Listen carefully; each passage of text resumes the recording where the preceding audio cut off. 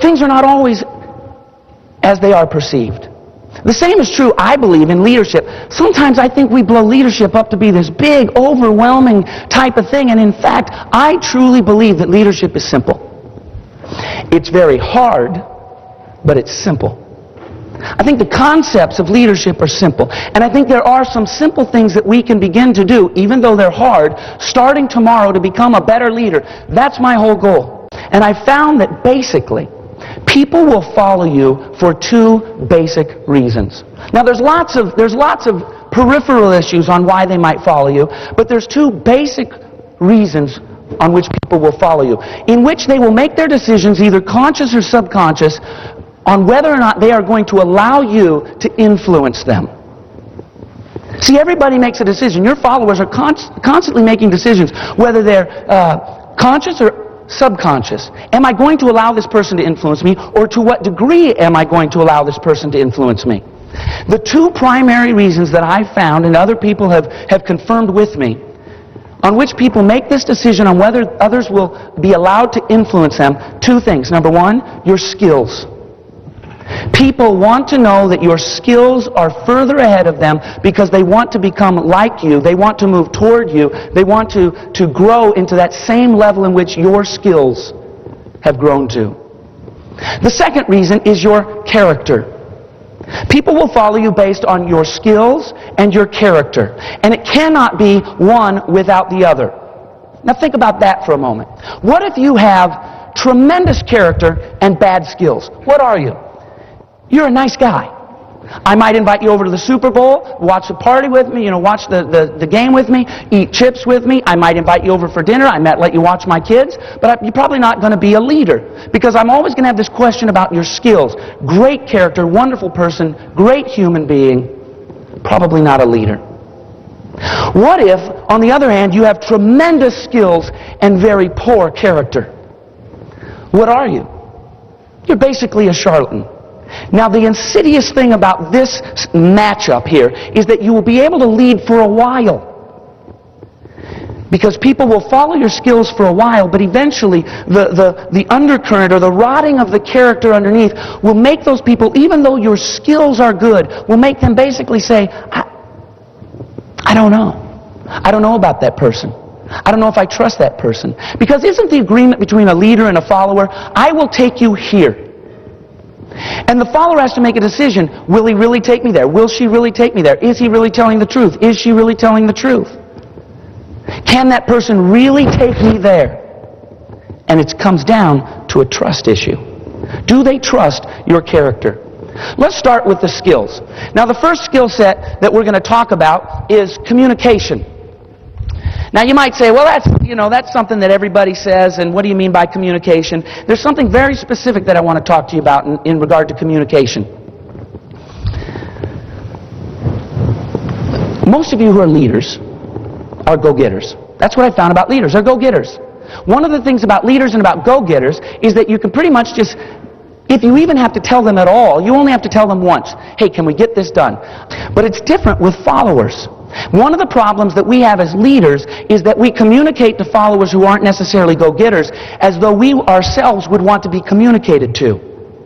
So, like for me, if you want me to get something done, give it to me once, don't harangue me on it. I'll get it done for you. I'm great at getting tasks done. And so I tend to communicate that way. You probably find yourself doing the very same thing. You say it once, and then when it doesn't happen, you say, well, why isn't this happening? Now I want to talk to you a little bit about communication and the communication process, and then draw some ideas for us that you can apply starting tomorrow. But I want to go through the communication process just to drive home an idea with you that communication is not simple. You cannot just tell somebody something and expect them to get it. And then we're going to draw some very practical things out of it. When you have communication, you have, how's that? That looks pretty good. Got an eye there. And then you got another person here, and they've got, that turned out actually pretty good. And you got two people communicating, right? Now let's think through this communication process, because most of us as leaders, if we haven't thought through the communication process, we think to ourselves, well, I tell them, they hear, they do, and if they don't do, then, we've got problems. It's much more intricate than that. And one of the things that really helped me as a leader is when I realized the intricacy of it, and what I need to do to make sure that real, true communication takes place. The primary skill that you can learn is communication. Where does communication start? I would say it starts in the heart, or it starts in the soul, or whatever you want to call it, that internal part of us that is emotion-driven. One of the best lessons I ever learned, I was sitting in the hot tub at the Sammamish Club in Issaquah, and this salesman, a very sales-oriented guy, just sold his business for like $12 million. We were talking about the sales process. He said, Chris, learn this. Everybody makes decisions with their heart and justifies them with their logic. Everything is made in the decision level with their heart. How they feel about it, they justify it with logic. They love the smell of the leather and the sound of the roar of the engine, but they're always going to talk about gas mileage and torque. It starts in the heart. Now from the heart, where does it go in the heart? Then where does it go? Then it goes up into the mind, right? And the mind has to take the heart and has to put words to it and has to put it into something that they can then begin to say. And at every one of these levels, there's the possibility of breakdown, which is most easily demonstrated in the next part here, which is it goes through the tongue. Now, how many times have you yourself said, or you've heard somebody else say, you're trying to communicate, you say, I'm just not saying what I'm thinking. Now, doesn't that seem strange to you? I mean, it's your tongue, it's your brain. Why can't you say what you're thinking? But there's a breakdown in the communication process at every single level. Now, from the tongue, these things are going to look really weird by the time we're done with them, but from the tongue, where does communication go? Where does it go? Ears. Almost every single person in these seminars says ears. It does not go into the ears. It goes into what I call circumstances. It goes to the circumstances. It's why if you tell one joke at a wedding, people will laugh. You tell the same joke at a funeral, people will say, that person's rude and I can't believe they said it. Same joke, same words. It's why if I were to invite you over to, say, a roasted pig, maybe I'm going to roast a pig in the back, and I invite you over, you might say, that sounds like fun. Can I bring my kids? We'll have a great time. But if you're Jewish and I invite you over to a roasted pig, you'd have different way of understanding it because of culture. Circumstances and the things that we communicate through have a direct effect. Now you might say, okay, put some legs on that, Chris, for work. What if somebody in your group that you're leading is having marriage problems? And you're trying to get them to do something, you're trying to power them up, and they've got this major thing that's taking place at home that you may not even know about. All of that resides through here.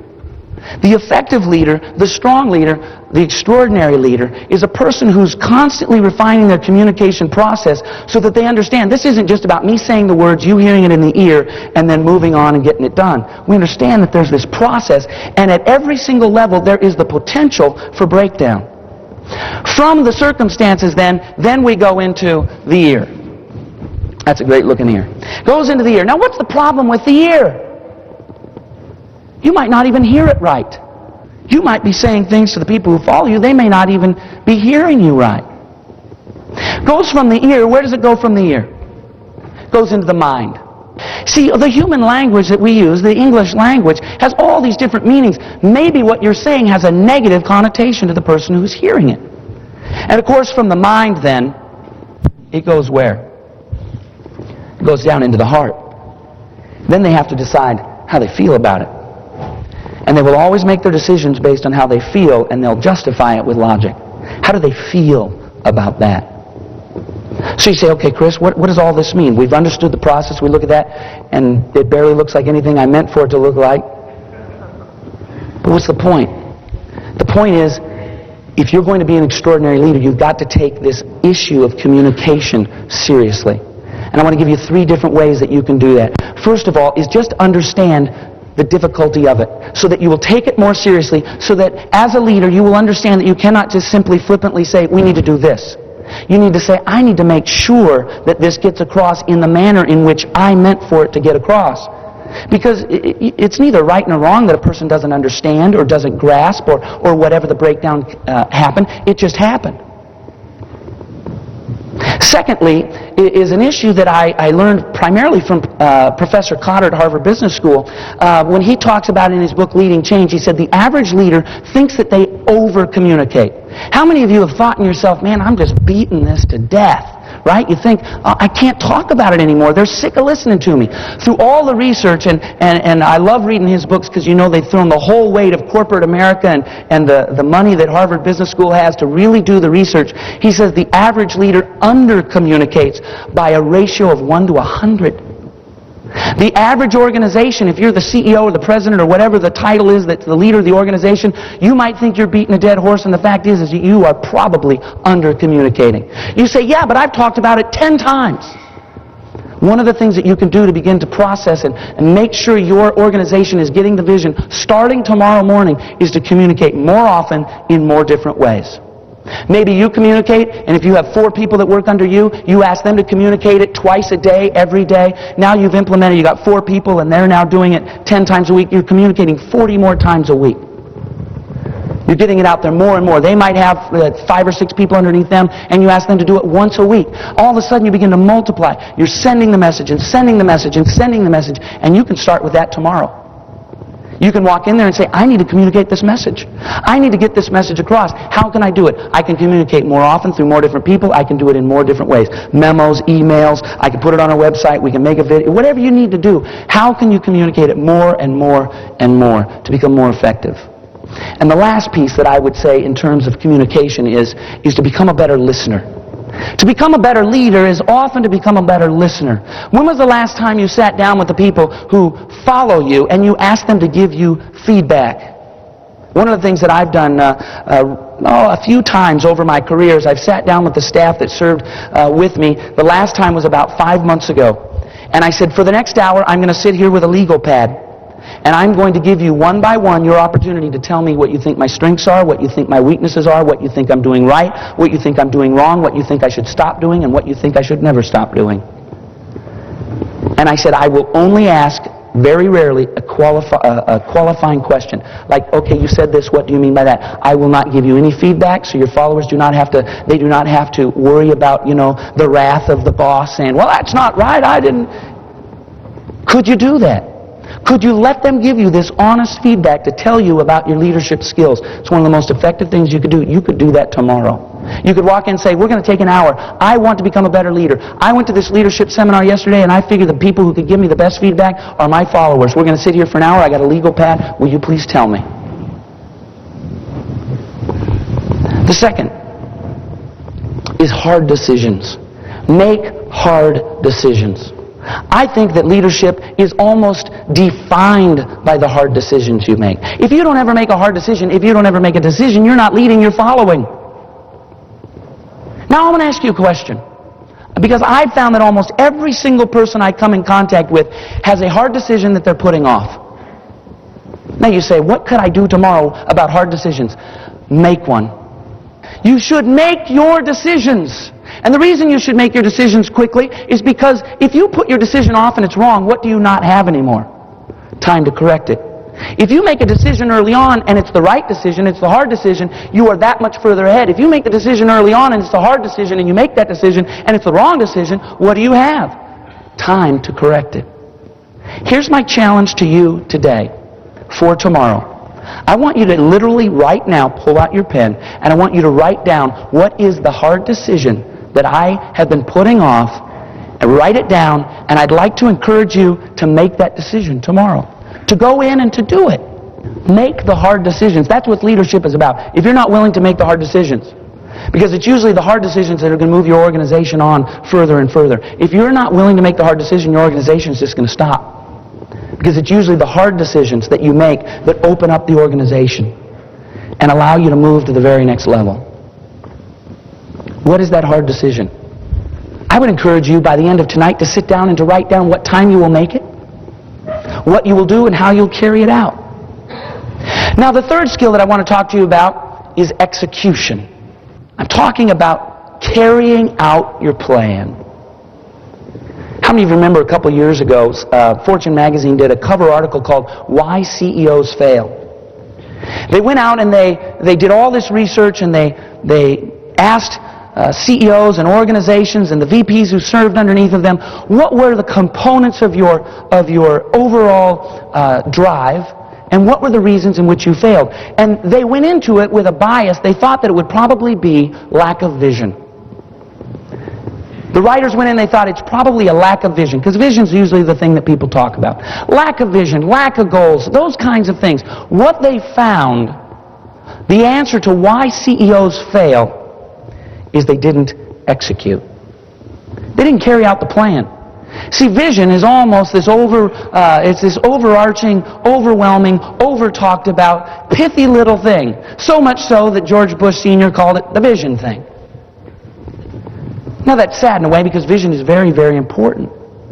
But what is vision if you never do it?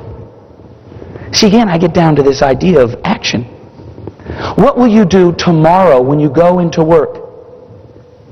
How many of you could probably, if I were to pull you up here on stage, could in a short, brief moment of time, 30 seconds, give me the vision of your organization? Raise your hand. How many of you could tell me what the vision of your organization is? But then let me ask you this. How many of you are actually carrying it out? How many times have you been part of an organization that spent 6 weeks, 6 months, or a year going through the development of a vision statement or a mission statement? And then you get it drawn up in calligraphy and you get it framed and it goes in everybody's office, and then you never do it. It happens over and over and over and over again. So you've got 3 skills so far. You've got communication. Do it more often, understand the difficulty of it, and listen. You've got making hard decisions. What is the hard decision that you are going to have to make tomorrow when you go back into that office? You've got execution. What can I do tomorrow? Maybe you've got this vision. What can you do tomorrow? You're not going to execute the whole plan tomorrow, but what can you do tomorrow to start the execution of the process? One simple step. The first step. Life is not made in huge jumps. It's made in step by step by step. Now the last one, realistically assess your employees. Now here's why. Many, many people are in the wrong position. They're just in the wrong position. They're good people. They're great people. You put them in the right position, they would execute in the finest ways. But we're frustrated, and they're frustrated because they're in the wrong position. It's the leader's job to realistically assess whether or not that person is in the right position. Now think about all the things that go into this. I know you're thinking, oh man, you probably all have a name. That person is in the wrong position. But I can't say anything to them because, all heck would break loose. But that takes us back to the second point, hard decisions. I would imagine that tomorrow, if you were to go in and to be a strong, extraordinary leader, there might be people you need to let go. You need to say, you know what? It just isn't a fit. It causes me pain, it causes you pain, it causes the organization pain, but you know what? The best thing that's ever going to happen to you is if you're going to be let go and to go do something else. I learned a great lesson from a guy that I've had the opportunity to become friends with. His name is Bob Paquin.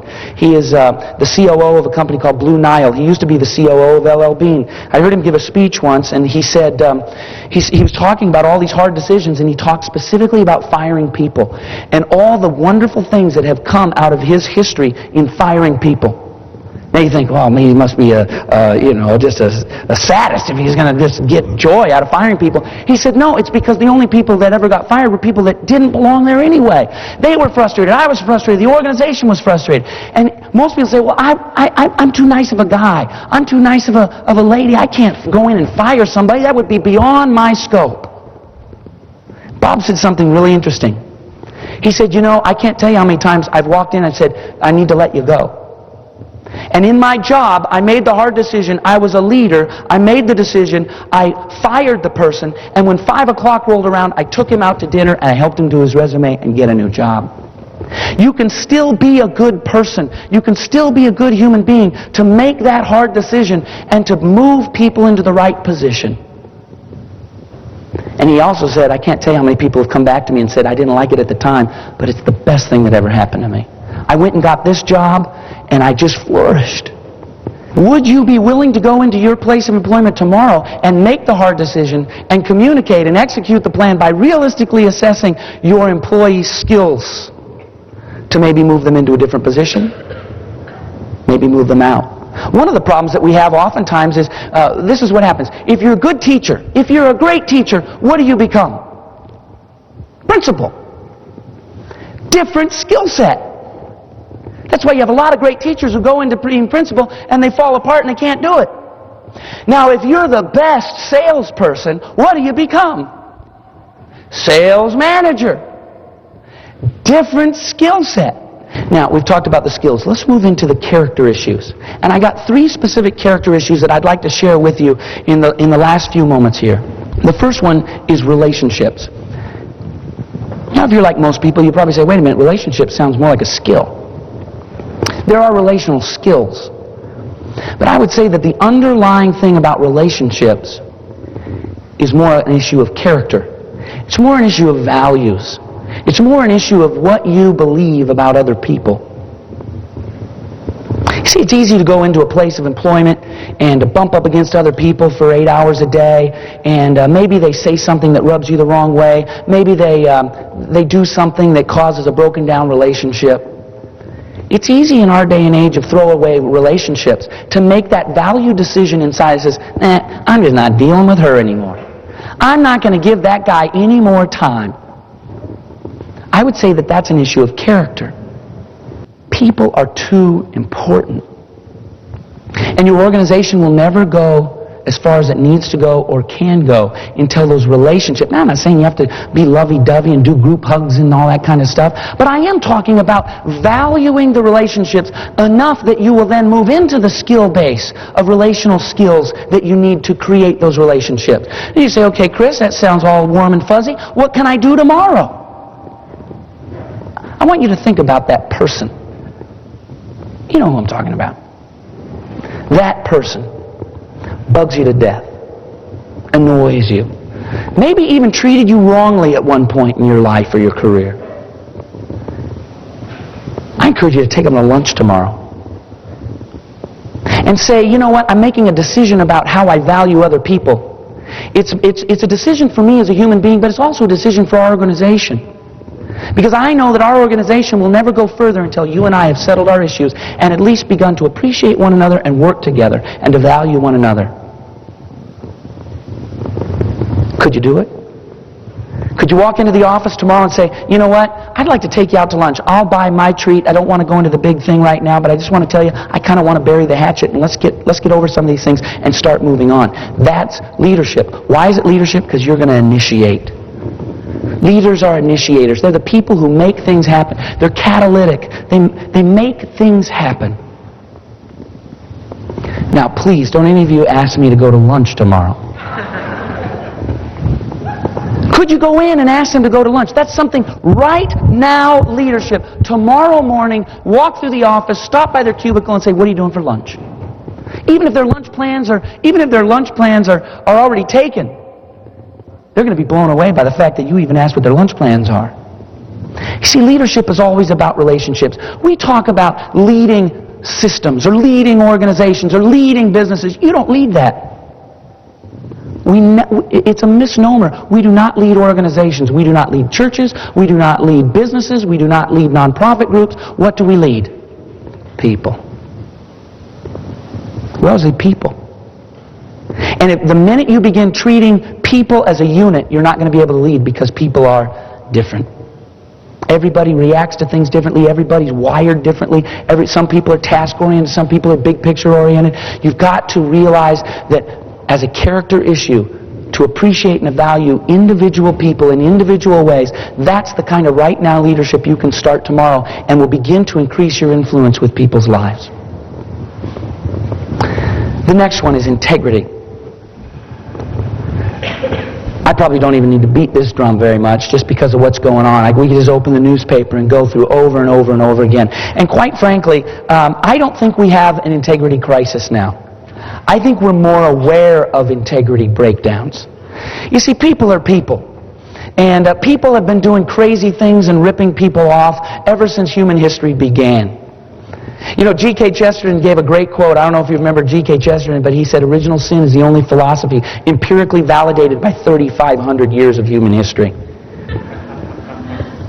You look back over the annals of time and you will see that we have breakdowns of integrity all the time. We know more about them now. We hear more about them now, but mainly because of mass media. People have been ripping people off forever. People have been hurting other people forever. I don't think we have an integrity crisis, but I do think integrity is something we need to take seriously as leaders. Why? Because people are going to look at you, and they're going to ask, either consciously or subconsciously, do I trust this person?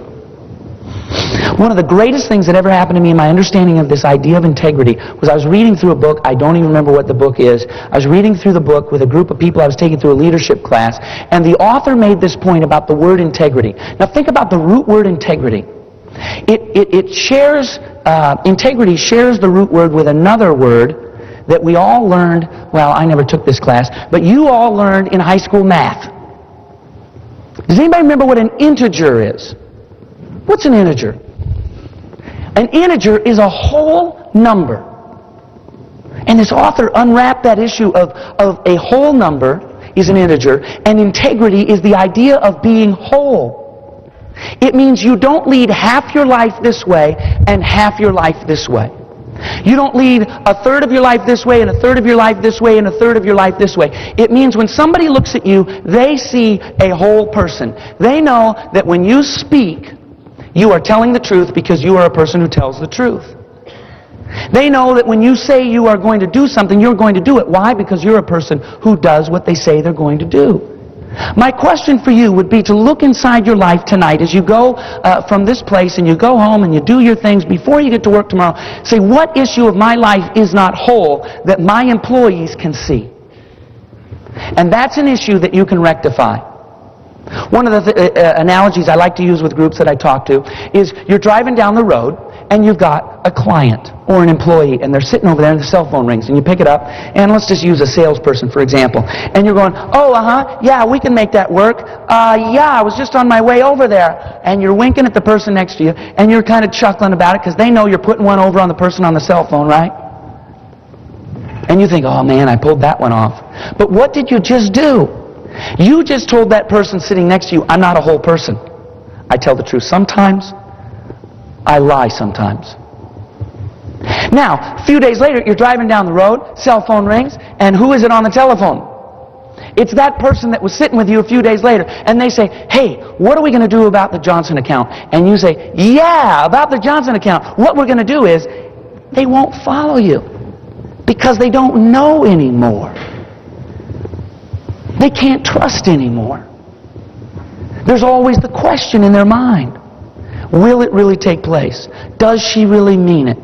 Is he really capable of doing what he says he's going to do? I love that concept of wholeness. And I remember that all the time. The integer, it's a whole number. Are you whole? Think about that before you march into your place of work tomorrow morning. What issue do I need to make whole? Maybe there's somebody that you've lied to in your place of employment. You want to break down communication. You want to break down relationships. You want to break down the execution of a plan. You want to break down the forward movement of your organization. Just lie to somebody. Maybe what you need to do is go in there tomorrow and say, I need to make things whole. Hey, let's go to lunch. And maybe you can kill two birds with one stone. You're going to take him to lunch because you never liked him anyway, which is the reason you lied to him in the first place. You're going to say, I lied to you, we need to settle this, and I'm going to take you to lunch and I'm going to buy because we need to develop our relationship a little bit. Why? So that we can become better people so our organization can move forward. And the last one, it's humility. You want to be a better leader. I want to talk to you about humility. I'm going to tell you the recent story first. I went down, I guess it was in April, we were on vacation in Florida, and I took my son to a Maximum Impact event that John put on down in Atlanta. He had two other speakers. He had Lou Holtz, and I don't know if you ever heard a speaker, but I'll tell you what, I'd never heard him speak before. He came on the stage, and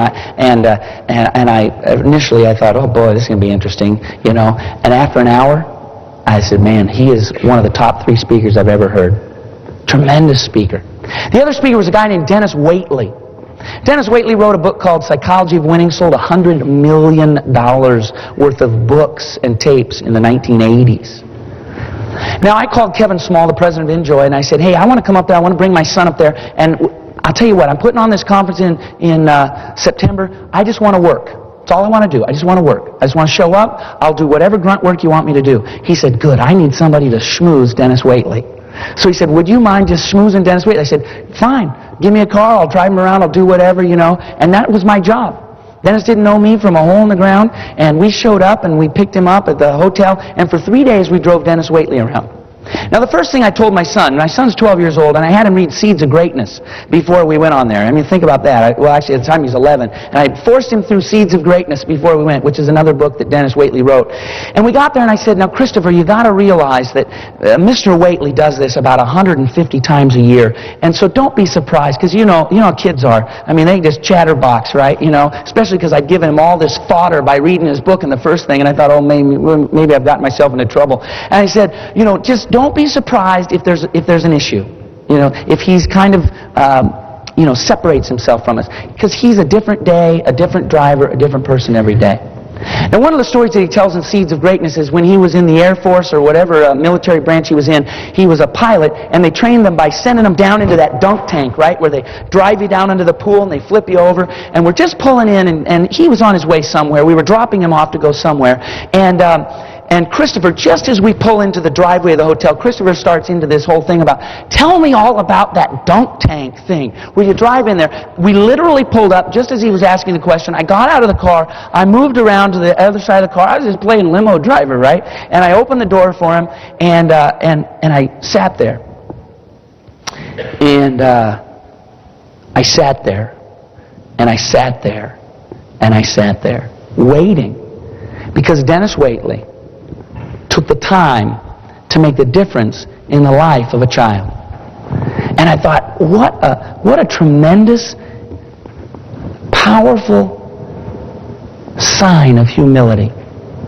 I mean, a guy like Dennis Waitley could come and go and get in and get out and, yeah, nice to meet you, sign the autograph as he's walking and doing his thing. And I thought, that is really powerful to me. Not only to me, it makes a great story for me, but it makes a great impact on my son.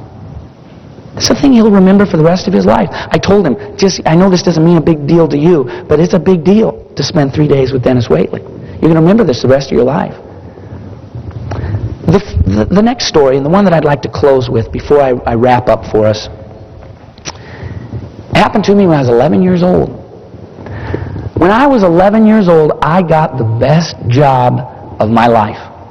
When I was 11 years old, I got a job that was better than the job I have right now. And I love to do what I do right now. This job was way better than that. When I was 11 years old, I came home one day. I'll never forget, as long as I live. I came home and my mom had a door on a sign on the door that said, "Welcome to the home of the newest ball boy for the Seattle Supersonics."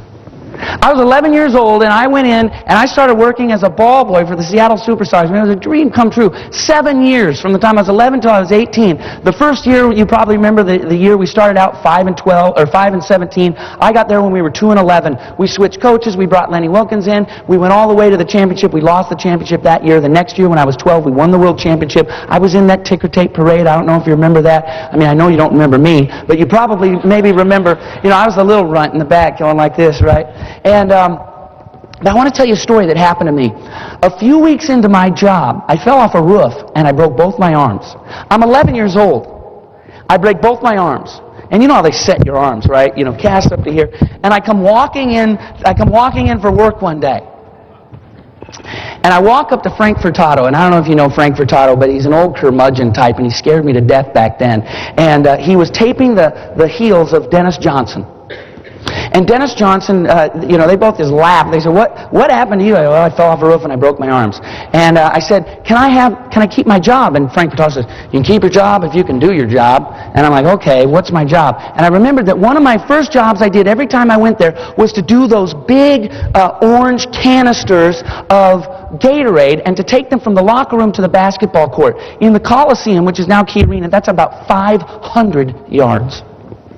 So I go in there, and I get these orange things, and I unscrew the lids, and then I rip open the thing, and I pour the stuff in there, and I put the hose in, and then I stir it like this, and I screw the lid on. I do that with 2 of them.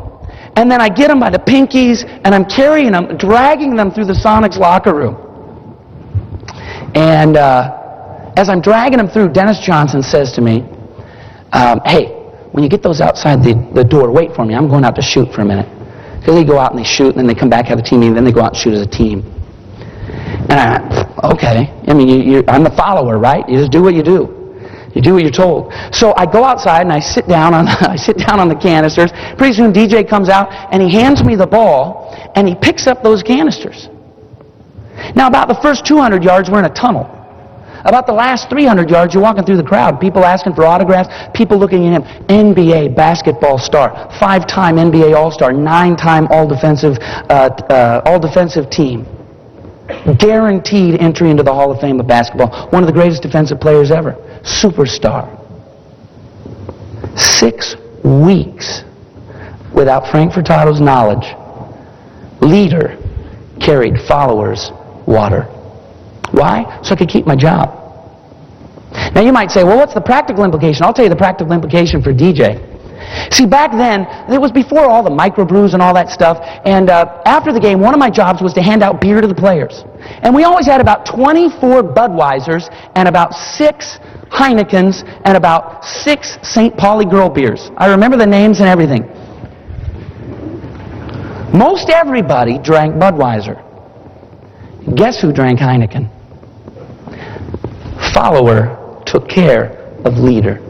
Every single time, DJ drank Heineken. Never drank the bad stuff. I mean, I gave him the good stuff. I'll tell you why. Follower was serving leader. Why? Because leader served follower. His humility earned a devoted follower. I mean, I took care of all the other players as well, but I mean, he got preferential treatment. I followed him. What could you do tomorrow to humble yourself with the people who work with you?